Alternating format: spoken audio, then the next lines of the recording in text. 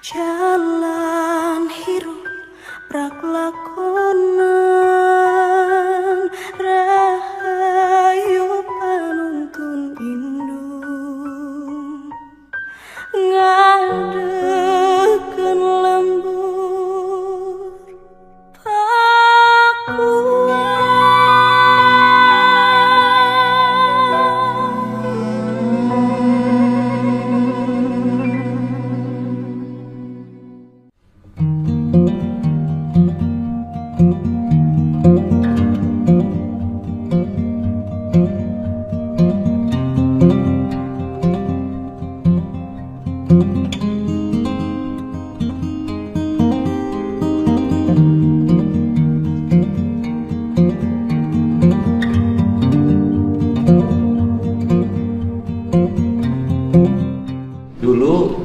provinsi itu ada di Menara Gading, tugasnya adalah bagiin duit.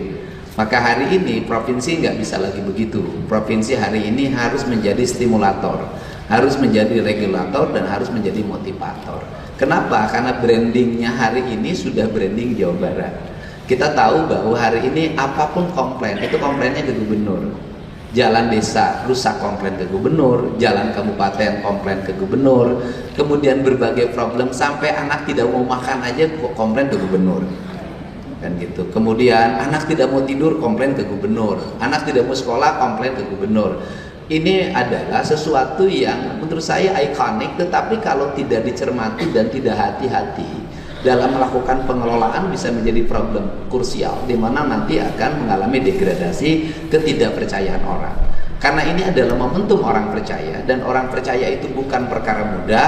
Maka hari ini kita harus bekerja dengan baik, bekerja menjabat dengan saya, bukan mau tidur enak, bukan mau makan enak, bukan mau tidur nyenyak, bukan mau leha-leha, bukan mau jalan-jalan, tapi mau bekerja. Kenapa kita mau bekerja? Karena kita mengalami ketertinggalan kan. Nah, saya kan Pak Sekda berulang-ulang kan. Kemudian misalnya angka lamanya sekolah ketertinggalan, jumlah pengangguran masih relatif tinggi, angka kemiskinan masih relatif tinggi. Kemudian orang menjadi pelanggannya pinjol masih sangat tinggi, orang pelanggannya Bank Emok masih sangat tinggi. Berbagai hal Jawa Barat ranking pertama. Karena Jawa Barat berbagai hal ranking pertama itu disebabkan karena jumlah penduduknya yang sangat besar. Jumlah penduduk yang sangat besar memiliki konsekuensi pada 1% angka di Jawa Barat itu akan mempengaruhi statistik nasional. Untuk itu saya meminta pada semuanya hari ini untuk bekerja. Kenapa saya ajak ke sini? Biar tahu loh, kita ini taunya jangan kota Bandung saja. Kita mau nih Cirebon ini loh, problem jalannya ini, problem kebersihannya ini. Kemudian semua orang bergerak. Nah, kemudian kelautan misalnya, bukankah Cirebon itu adalah wilayah maritim? Bukankah Cirebon itu berasal kalimat caruban? Bukankah Cirebon itu terkenal dulu itu penghasil udang terbaik, kemudian penghasil terasi terbaik, penghasil kerupuk, begitu juga Indramayu. Apa sih yang mesti dilakukan? Kalau saya sederhana aja, membangun sebuah daerah, membangun sebuah wilayah, satu aja yang perlu dilakukan pertama, kebersihan. Udah deh, sudah kebersihan aja. Sudah, saya punya target seluruh wilayah kelautan di Jawa Barat harus bersih. Seluruh daerah aliran sungai harus bersih. Kemudian seluruh muara harus bersih. Bagaimana harus bersih? Satu, nanti di desanya akan saya rubah cara berpikir masyarakatnya, cara tindakannya. Lomba desa, misalnya lomba kebersihan desa, lomba pembangunan desa, yang terbaik dapat 1 miliar. Apa sih yang saya lakukan? Sebenarnya saya lagi melakukan mencegah agar sampah tidak jatuh ke sungai. Kalau sampah jatuh ke sungai, nanti muaranya di laut. Kalau muaranya di laut, ekosistem laut hancur. Maka harus dimulai dari hulu. Dari hulu orang harus dipaksa. Nah, jangan takut dibully. Jangan takut Anda misalnya mendapat perlawanan. Jangan pernah takut. Kenapa? Karena perubahan selalu diawali dengan perlawanan. Gak ada perubahan tanpa perlawanan. Semua orang akan melawan. Kenapa orang akan melawan? Karena orang yang banyak yang dia mendapat status quo, dia mendapat kebahagiaan, dia mendapat rezeki dari kesemrawutan. Kekumuhan melahirkan rezeki bagi siapa? Bagi orang yang hidup dalam kekumuhan. Kemacetan melahirkan rezeki bagi siapa? Bagi orang yang hidup dalam kemacetan. Birokrasi yang lambat melahirkan rezeki bagi siapa? Bagi mereka yang hidup dari birokrasi yang lambat. Nah, Rezeki itu harus dibuat menjadi rezeki berkah. Rezeki berkah itu hadir pada saat orang bahagia, bukan pada saat orang menderita. Nah, maka mindset yang ingin dibangun oleh saya hari ini adalah semua orang kerja nggak boleh lagi di Menara Gading. Kantor-kantor ruangannya jangan terlalu mewah, sudahlah. Buat apa sih kantor mewah-mewah, manfaatnya nggak ada. Orang hari ini bisa jalan, bisa berjalan. Hari ini bisa melakukan pekerjaan di mobil. Orang bisa rapat di mobil. Semua bisa dilakukan eksekusi sambil tiduran. Ngapain kita mikirin lagi kantor yang mewah? Nah, andai kata pun kantornya bersih, itu apa sih orientasi saya? Destinasi. Kenapa saya mulai konsen membenahi kantor-kantor peninggalan kolonial? Karena destinasi. Misalnya, kenapa kantor di Cirebon dihidupkan? Karena destinasi. Karena kesini saya jarang. Kenapa kantor di Purwakarta dihidupkan? Karena destinasi. Kenapa kantor di Bogor dihidupkan? Karena destinasi. Kenapa nanti gedung Pakuan dihidupkan? Sebentar lagi akan jadi destinasi. Kemudian kenapa lagi gedung di Garut dihidupkan? Karena destinasi. Kemudian kenapa gedung sate ditata? Karena destinasi. Seluruh destinasi itu akan memberikan manfaat bagi studi. Siapa yang studi? Nanti anak-anak kita. Jadi nanti studi tour itu adalah sebuah area penelitian bagi seluruh artefak, seluruh peninggalan, seluruh apapun yang ada pada wilayah tersebut. Hari ini bagaimana? Saya belum bisa menyajikan. Kenapa? Blank. Kenapa blank? Anda pergi ke gedung Pakuan, nanyain sejarah gedung Pakuan, gak ada tersaji dengan baik. Gak ada orang klik kemudian cerita gedung Pakuan itu apa. Gak ada kok. Yang ada gambar-gambar. Saya ingin nanti setiap bangunan ada narasinya. Ada narasi manual dalam bentuk tulisan-tulisan yang indah. Ada narasi bukunya, buku biasa, buku cetak. Ada narasi digital. Maka saya berulang-ulang, penelitian sejarah buku Sunda hari ini tujuannya apa? Ensiklopedia, bukan buku cetak.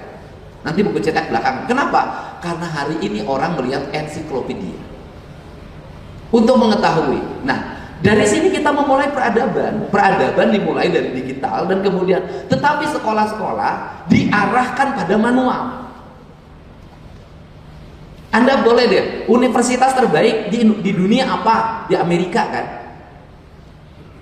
Apakah di universitas terbaik itu ada wisuda di hotel berbintang? Tidak ada. Apakah di universitas terbaik itu ketika wisudaan mewah? Tidak. Pakai tenda biasa, Pak. Hanya Indonesia yang mengedepankan aksesoris. Hanya kita di Jawa Barat yang mengedepankan sesuatu yang seremonial. Rubah pola ini. Ganti dengan hal yang substansial, ganti pada tujuan. Seluruh anggaran-anggaran seremonial hapuskan, kecuali ritualitas, spiritualitas yang melahirkan spirit dan perubahan. Penting. Nah, ini cara. Bagaimana? Ingin maju. Nah, kemudian bagaimana provinsi harus mengintegrasikan pada pendidikan dasar SD, SMP. Nggak boleh lagi, nggak boleh, saya nggak mau lihat sekolah di Jawa Barat roboh, mau SD, SMP, mau SMA. Nggak mau lagi di Jawa Barat sekolah tinggi-tinggi rumputnya. Nggak mau lagi toiletnya kotor. Saya nggak mau lagi lihat sekolah jadi produk ketidakberadaban. Justru sekolah adalah produk peradaban. Maka yang paling bersih adalah toilet di sekolah. Yang paling tertib adalah di sekolah. Yang masuk ke sekolah paling tertib adalah anak sekolah. Ini caranya. Caranya di mana? Dirubah mindsetnya. Diatur bagaimana mereka tidur jam berapa, bangun jam berapa. Sekolah semuanya sampai Jumat. Jangan lagi kabupaten sampai Sabtu, provinsi sampai Jumat. Semua harus sama. Untuk apa? Membangun branding. Kemudian saya nggak mau lagi. Ya, ini sekolah ya, di depan saya aja, sekolah di depan mata saya yang setiap hari saya lewat. Itu SMA 2 Subang. Pagarnya kubu. Rak sampahnya tinggi, di depannya semakin penuh dengan pedagang. Saya udah telepon bupatinya, bisa nggak terpilih? Aku nggak mau di depan sekolah ada pedagang. Harus tertib. Dan kemudian saya sudah punya rancangan. 1 kilometer menuju sekolah harus ada trotoar yang baik, harus ada tempat duduk bagi anak-anak, harus ada lampu, drainase harus baik. 1 kilometer menuju puskesmas harus ada jalan yang baik, harus ada drainase, harus ada trotoar. Ini peradaban. Kemudian 1 kilometer menuju kantor juga sama. Semua. Kenapa? Orang berjalan. Berjalan melahirkan peradaban. Nah, ini harus segera dibuat. dalam rencana aksi yang memadai, efisienkan seluruh belanja kita. Kita ingin nyampe target. Targetnya bukan ini target buat gubernur, kagak. Saya nggak mikir-mikir itu. Saya lagi berpikir bagaimana selama saya mimpin Jawa Barat mengalami perubahan, seluruh pegawainya bekerja, tidak leha-leha, turun ke lapangan, tidak banyak selfie-selfie nggak jelas. Semua boleh selfie, semua boleh membuat YouTube, semua boleh IG, tapi semuanya pekerjaan. Tidak boleh yang bukan pekerjaan. Kecuali hari Minggu cerita tentang rumah dan keluarganya. Kemudian ini segera diintegrasikan. Nah, kemudian apa lagi problem kelautan? Kemiskinan, Pak. Anak-anaknya nggak pada sekolah. Bagaimana? Ya nanti sekolah yang jurusannya kelautan di pantai, politeknik kelautan di pantai, jangan politeknik kelautan di gunung. Nah, arahkannya ke sana. Kemudian beasiswa, arahin dong anak-anak nelayan ini dikasih beasiswa di bidang kelautan. Terus apalagi problem kelautan? TPA, itu fokus kebersihan. TPA, berapa target TPA kita? Yang akan kita lakukan? TPI, tempat pelelangan ikan, TPI. Nah, kemudian apalagi? Kampung nelayan. Saya ingin ada kampung-kampung nelayan yang indah. Negara lain kok bisa lautnya bersih? Negara lain bisa pantainya indah. Kenapa pantai kita selalu berantakan? Tidak boleh lagi laut di Jawa Barat lautnya kumuh, lautnya kotor, harus lautnya indah. Apalagi di kelautan, siapin landasan-landasan pesawat kecil.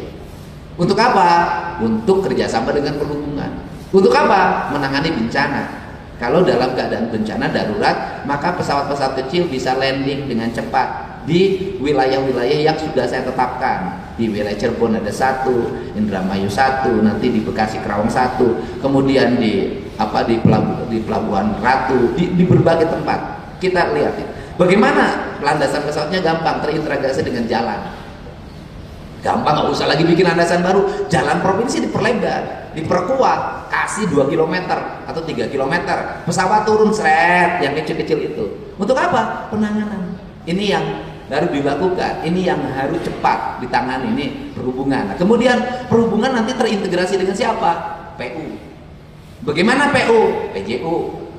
Kemudian telekomunikasi, CCTV-nya terintegrasi. Dalam setiap sekian kilometer itu harus ada pusat pengendali jalan.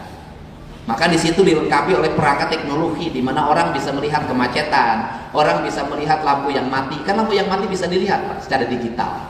Lampu yang mati di mana? Kan itu bisa terkoneksi. Lampu bisa titik-titik yang hidup mana aja, yang mati mana saja, nggak usah keliling. Ya truk. Nah setelah itu ada piket. Piketnya apa? Mobil tuh turun ke bawah. Mobil turun ke bawahnya di siapa? Di situ ada petugas dinas perhubungan, di situ ada petugas satpol pp, di situ ada petugas PU. Kemudian untuk apa? Lihat. Nanti ada spanduk yang berantakan, ada PJU yang mati, kemudian ada drainase yang tersumbat. Terus apa lagi? Dalam setiap kilometer nanti lengkapi dengan mobil derek. Jadi ketika ada yang mogok, mobil derek turun, angkut gratis, kasihan sopir. Nanti banyak kemacetan terjadi apa? Mobil derekna datang 2 poe. Saya tahu yang begitu, detil saya. Nah itu buat peradaban. Ini kalau provinsi Jawa Barat bisa diciptain ini Pak, ini provinsi terkeren Indonesia Pak, taruhan saya. Nah ini kenapa? Karena kita wilayahnya besar, penduduknya tinggi, anggarannya kecil. Anggaran kita cuma 31 kalau normal. Tapi kalau dilihat, saya jelasin ya, itu kalau saya kemarin tidak punya kebijakan tentang pembebasan pajak kendaraan bermotor yang ke belakang, tahun ini Pemda Jawa Barat minus 1,5 triliun. Kenapa minus 1,5 triliun? Kan pajak kendaraan bermotornya tidak tercapai target. Kenapa tidak tercapai target? Kan itu mobil yang barunya sedikit, ditambah mobil listrik gratis, hilang. Apakah saya tahu persoalan itu? Sebelumnya tidak. Kenapa? Saya melakukan kebijakan dengan intuisi, saya nggak pernah baca. Intuisi saya mengatakan itu, saya harus melakukan itu. Kemudian dari intuisi itu, kemudian melahirkan produk dan menutup seolah-olah saya tahu anggaran. Ya itu memang alam lagi membimbing ke sana. Jadi kalau ditanya Gubernur Jawa Barat panduannya apa? Alam, Pak. Saya panduannya rasa, panduannya hati. Sudah itu saya nggak lagi baca buku, nggak baca peta, nggak bawa data. Saya ngikutin aja alur alam kemana. Tapi nanti juga ketemu. Kenapa? Karena derajat tertinggi dalam ilmu pengetahuan adalah intuisi. Kalau belajar dari awal itu proses, tapi yang nanti intuisi. Kenapa? Anda punya banyak pengetahuan, Anda punya ilmu pengetahuan, Anda tidak punya intuisi yang kuat, pada akhirnya hanya menjadi wacana dan bahan berita serta bahan diskusi. Nah, ini yang harus dilakukan. Nah, kemudian bagaimana layanan? Saya ingin Rumah Sakit Al Ihsan itu menjadi rumah sakit yang kualifikasinya sama dengan Hasan Sadikin, sehingga harapan rakyat Jawa Barat tidak tertumpuk di Hasan Sadikin. Tetapi di balik itu rumah sakit anak cabangnya yang terhampar di berbagai daerah harus ditingkatkan kualitasnya.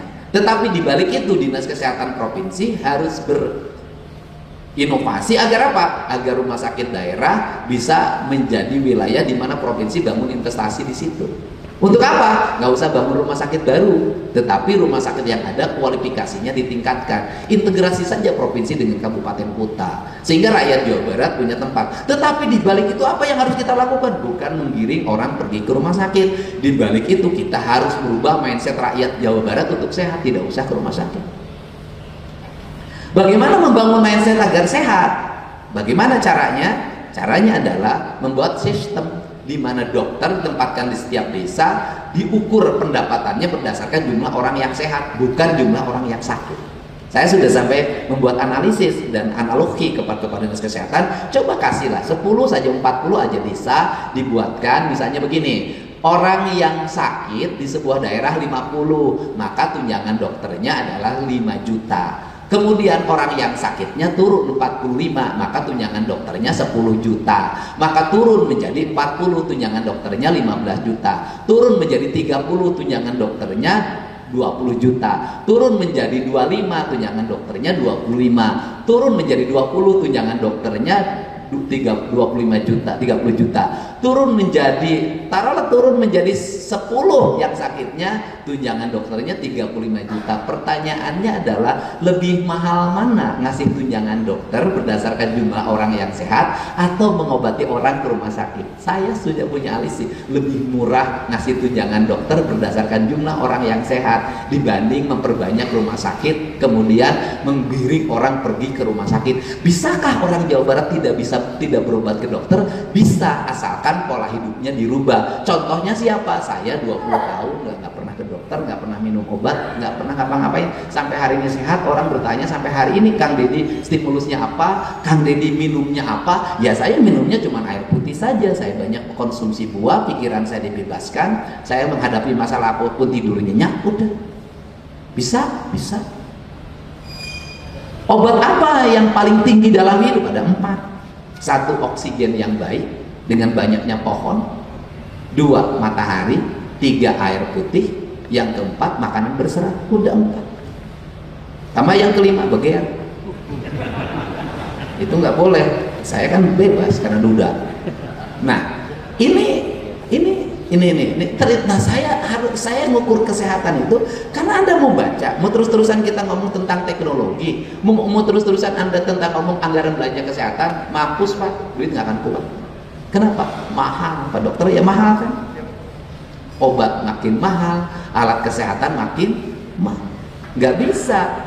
Cara yang terbaik adalah merubah orang jadi sehat, bukan mengajak orang untuk berobat. Nah, ini yang harus ada dalam mindset. Kemudian apa yang terus mesti didorong lagi adalah seluruh rangkaian ini, kalau jalannya bersih, kemudian mulus tertata, garis-garis jalannya baik, PJU-nya baik, tamannya baik, trotoarnya baik, drainasenya baik, seluruh bangunannya punya karakteristik, garis pantainya terlihat, pantainya indah, lautnya jernih, manusianya memiliki nilai-nilai estetika. Sudahlah Pak, jangan ngomong pariwisata Pak. Batuk sekali ke orang pada datang. Nggak usah promosi-promosian Pak. Orang pada datang hari ini, orang mengkonsumsi media digital cepat Pak. Tinggal yang berikutnya adalah mindset orang ketika orang datang. Saya ngomong kecil saya. Saya punya kampung saya itu kampung banget, kumuh. Kemudian saya rubah, saya tata, bersih. Sekarang ribuan orang datang. Penghasilan tukang sate 200 juta satu minggu. Tapi apakah saya tidak sedih-sedih, Pak? Kenapa? Otak kita ini ketika melihat kerumunan orang pedagang sembarangan, tidak berpikir kebersihan, pokoknya yang penting laku, tidak berpikir higienis makanannya, yang penting orang datang, dan orang yang datang juga otaknya macam-macam, ada yang buang sampah di mana saja, berat juga. Kenapa? Mindset. Biasanya itu nggak lama, hanya 3 bulan habis itu bubar. Kenapa? Bosen, kemudian orangnya kemudian lingkungan jadi kotor, jadi kumuh, kemudian ditinggalkan. Nah ini yang harus dirubah dalam otak kita. Ini harus dirubah dari masyarakat Jawa Barat. Saya sudah melihat para pedagang yang ngurus kualitas, kemudian punya hati, rajin berbagi, mengalami grafik peningkatan hidup yang tinggi. Para pedagang yang hanya cari untung, kemudian tidak concern pada sampah, kemudian ketika orang belanja ramai, kemudian dia meningkatkan daya jualnya, bukan meningkatkan kualitasnya, dia sebentar. Saya dulu jadi Bupati Purwakarta, itu pernah seluruh hamparan jalan dari Purwakarta menuju Wanayasa saya bangunkan kios-kios kecil untuk pedagang sate. Waktu awal ramainya luar biasa, lama-lama bubar dan sepi. Kenapa? Saat sebelum rame lemaknya 2, setelah rame lemaknya 4, ditambah harganya ditaikkan, bangkrut sudah. Ini problem orang Sunda. Nah, ini yang harus segera diperbaiki. Nah, ini kenapa sekarang saya mulai ngomong konsen lagi pendidikan, Pak, ke arah saya pengetatan ke SD, SMP, dan ke Bupati Wali Kota.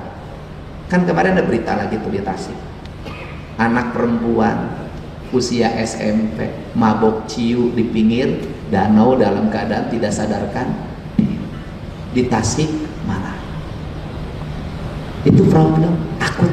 Nah, problem akut itu hanya akan bisa ditangani dengan tangan yang kokoh, dengan pikiran yang punya visi dan tidak punya rasa takut apapun kecuali melakukan perubahan manusia. Nah, orang Jabar ini harus segera dirubah. Kenapa? Agar dia kompetitif. Nah, ini kita dilakukan, bekerja dengan baik. Nah, kemudian siapa sih yang paling berjasa terhadap Provinsi Jawa Barat, terhadap kabupaten kota? Lain orang, Pak. Bukan. Yang paling berjasa terhadap dunia pendidikan guru, Pak. Bukan kepala dinas. Yang paling berjasa terhadap PU saha? Anu nyieun jalan, Pak. Tukang aspal, tukang ngagali, tukang nembok. Mereka yang paling berjasa, Pak. Sok sia. Leungit kepala dinas ngaspal bisa jalan, tapi leungit tukang aspal aya kepala dinas nggak bisa, Pak. Ya kan? Leungit kepala perkim, asal aya tukang tembok jeung tukang ngaduk jalan, Pak. Tak, kemudian kepala perkim ada, nu ngaduk eueuh, nu nembok eueuh, nggak bisa. Gitu loh. Dokter yang hebat harus punya apa? Harus punya perawat yang hebat. Nah, semua saya ini gubernur ya nggak ada ijazahnya. Kalau kemarin misalnya barak militer, kemudian populer, berhasil, siapa yang berjasa? Bukan gubernur, Pak, bukan Deddy Mulyadi. Yang berjasa pelatih dari jajaran TNI, itu yang paling berjasa. Makanya saya 25 juta, 10 juta mereka paling berjasa. Yang berikutnya lagi, siapa yang berjasa? Ya staf yang ngetik tuh, ngirimin siswanya. Berikutnya lagi siapa? UPT. Berikutnya siapa lagi? Sekretaris Dinas Pendidikan. Waktu itu PLH, PLT. Tapi ka stres ku aing carikan siar kilu ka aing moal, sia ngalawan ka aing moal. Nah, saya begitu orangnya. Harus ini, jam ini, harus berhasil. Sekarang kerjakan, harus begitu. Kenapa? Momentum itu cuma datang 1 kali, tidak pernah datang 2 kali. Kenapa kita main bola itu selalu gagal dalam mengeksekusi? Keraguan dalam mengeksekusi, ketidaktepatan dalam mengeksekusi, salah mengambil momentum. Jadi bahwa pembangunan itu momentum, menanam pohon itu momentum, semuanya adalah momentum. Momentum itu siapa sih ini? Kalau Nabi itu diberikan wahyu, kalau kita diberikan ilham. Ini. Makanya jangan aneh kalau mobil saya kalau sudah maju mundur lagi. Itu apa? Saya melihat sesuatu yang saya waktu itu juga harus balik lagi. Itu saya selalu mengikuti itu. Misalnya kata ajudan saya kanan, kalau kata saya kiri nggak bisa, kiri nggak bisa. Aingnya yang tadinya nggak bisa. Kenapa? Ajudan saya nggak tahu apa yang terjadi sebelah kiri, hati saya bisa membaca apa yang terjadi di sana. Ini yang penting bagi kita. Ini penting bagi kita motif. Nah terakhir, apa tujuan kita? Tujuan kita kemajuan, Pak. Saya boleh cerita. Orang Jawa Timur itu mewarisi spirit dari Majapahit. Orang Jawa Tengah mewarisi spirit banyak kalau Jawa Tengah. Di antaranya mewarisi spiritnya Mataram. Nah, orang Jawa Barat mewarisi spiritnya Pajajaran. Orang Sulawesi, orang Sumatera Selatan mewarisi spiritnya Sriwijaya. Kita mewarisi itu. Kita punya leluhur yang hebat, masa kita nggak bisa mewujudkan? Masa kita nggak bisa bangun peradaban? Masa kita nggak bisa? Masa bangsa kita, provinsi Jawa Barat menjadi provinsi yang dilecehkan? Nggak bisa. Ini harus ke depan. Nah terakhir, teknologi. Bagaimana? Oke, saya nggak akan ngomongin saya. Dah.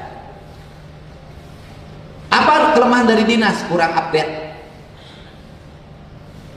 Kenapa kurang update? Tidak menarik. Ada otokritik pada saya. Harusnya Pak Dedi nggak boleh pekerjaan dinas Infokom diambil oleh Pak Dedi. Harusnya yang memposting-posting itu dinas Infokom eueuh nu maca. Eueuh nu lalajo peks ya. Tayangkeun di dinas Infokom. Saeutik malaikna ge. Kenapa? Geus jenuh ku ngaran dinasna ge. Ah, teu rame, macam teu rame. Normatif. Bagaimana? Ya sudah, nanti saya kasih arahan bagaimana membuat sesuatu menjadi menarik. Ya sudah, daripada susah di dinasnya masing-masing, seluruh pekerjaan dinas teknis yang itu pekerjaannya bisa dinikmati oleh masyarakat, dilihat oleh masyarakat, saya kasih ruang 2 menit di YouTube saya. Atau 3 menit, kan lama. Hari ini saya lagi posting jalan terus karena itu yang menjadi pembicaraan. Besok misalnya cerita pasar, cerita harga. Cerita harganya ini jangan kebiasaan. Oh, kemudian ngecek harga 70 mobil ngalut ke pasar, terus nanya lain kitu iroh, lain kitu carana, lain kitu. Kepala dinas kita isuk-isuk sebagai istri balanya ke pasar, beli video bari nanya eta balanya normal, lain alut-alutan marake baju pemda geuleuh aing nelpon ge. Kenapa juga saya kalau turun ke bawah tidak pernah melibatkan dinas. Loba teuing mobil ngalut pasekda ganeng malut panjang lalajo mobil ngabaris kabeh nu digawena anggar itu bangsa sapu. Makanya saya nggak mau lagi melibatkan ASN menyapu moal sasapu posting unggul aingnya mau. Udah cukup mereka, saya udah tahu. Makanya tidak menarik. Malut, ibu ini berapa? Ibu ini berapa? Nah, ari maneh cukup saja yang gitu-gitu mah geus maneh jeung pembantu balanya ka pasar ngecek harga. Makanya saya selalu begitu karena saya tahu harga itu dari siapa? Mimi Yani. Mih, ceng sabaraha Mi? Geus kieu Pak, besok jam 6 tuh udah laporan. Oh, nya geus aman Mi. Kitu. Ulang mah aja pasek dah, kunjungan ke pasar. Nah, naonan? Orang kunjungan ke pasar berarti tara ka pasar. Saya mah teu kudu kunjungan ke pasar, aing mah saminggu sakali pasar nyinyia. Nah, ini Pak rubah mindset. Mindset rubah. Ini pola-pola rubah. Terus terakhir, pendapatan digitalisasi. Ini ada pilihan. Digitalisasi, fokus apa? Coba ngomong dengan Perkin, coba ngomong dengan PU. Saya ingin menyelesaikan seluruh perusahaan menggunakan air bawah tanah. Air bawah tanahnya tidak dipungut, airnya terus nyedot, mereka bayar ke pihak lain karena intimidasi. Ya, coba bikin perencanaan. Seluruh industri yang menggunakan air bawah tanah mau tidak mau harus terkoneksi dengan PAM daerah. Gitu loh. PAM daerah harus terkoneksi dengan PDAM daerah. Atau ya udah kita berinvestasi. Mengambil air sungai dibuat menjadi air baku, dirubah menjadi air untuk industri. Kemudian mereka bayar ke kita. Kan bisa sebenarnya. Itu yang dibuat, saya harus lakukan itu dengan cepat. Nah, terakhir, Dinas Pendidikan segera baca pangsa pasar. Berapa kebutuhan industri yang ada di Jawa Barat hari ini? Cirebon butuh berapa ribu, Indramayu butuh berapa ribu, kemudian Subang butuh berapa ribu, Purwakarta butuh berapa ribu, Bekasi butuh berapa ribu, Karawang butuh berapa ribu, Bogor, Sumedang, Bandung butuh berapa ribu jumlah. Masukkan dalam angka statistik. Kemudian konekkan dengan tingkat angkatan kerja kita. Kemudian dorong dinas tenaga kerja, atau kalau agak lambat biar saya sendiri yang mengambil alih melaksanakan. Kemudian terkoneksi dengan sistem layanan lamaran kerja online. Tidak lagi orang ngantri kayak di Bekasi pakai job fair, orang puluhan ribu numpuk. Saya tegur bupatinya, oh saya tidak ngira begitu, saya nggak boleh lagi begitu. Tidak ada lagi di Jawa Barat orang melamar kerja, yang ada adalah berdasarkan database tenaga kerja yang ada. Pabrik nanti tinggal ngundang mereka berdasarkan nomor NIK-nya, berdasarkan nomor HP-nya, diundang ke pabriknya untuk wawancara seleksi setelah lulus ngurus administrasi. Itu cara. Gak ada lagi lamaran kerja. Apa yang bikin lamaran kerja? Gitu loh. Nah ini kan masuk perguruan tinggi juga ada jalur ada jalur seleksi, ada jalur prestasi. Ya sudah, pabrik juga begitu dong, jalur prestasi kan udah tinggal panggil kan angkatan kerja itu tinggal. Nah itu dilakukan dengan baik, kemudian buat kursus-kursus yang mempercepat lahirnya angkatan kerja. Barangkali itu saja, saya ucapkan terima kasih pada semuanya. Selamat bekerja, tak ada kata lambat, harus dilakukan dengan cepat, berani ngambil resiko. Saya minta orang yang bersama saya berani ngambil resiko, karena seorang pemimpin itu lebihnya satu, berani ngambil resiko. Jangan semuanya berdasarkan data-data APBD yang ada, kita bisa berikhtiar dengan anggaran-anggaran yang lain. Untuk itu saya terima kasih. Assalamualaikum warahmatullahi wabarakatuh. Sampurasun. Waalaikumsalam.